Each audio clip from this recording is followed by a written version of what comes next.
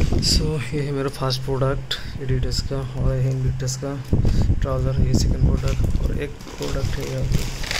3 product एक साथ आया था।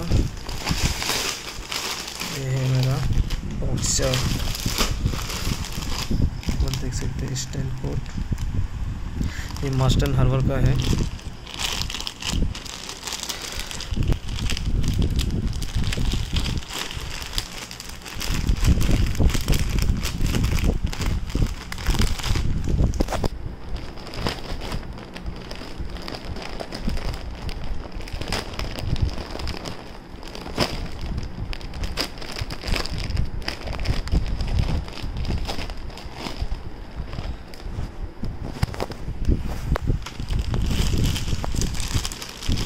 यहाँ पे 3 पीस है।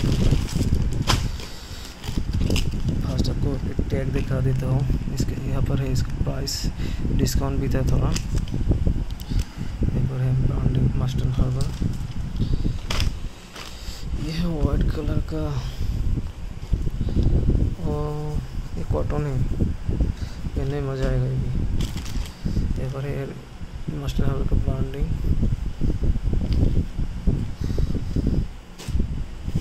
और ये है ब्लैक कलर का, देख सकते हैं।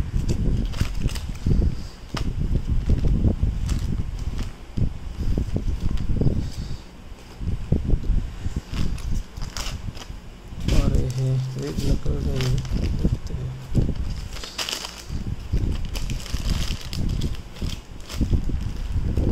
So guys, that's it for this video. Thanks for watching. Bye bye.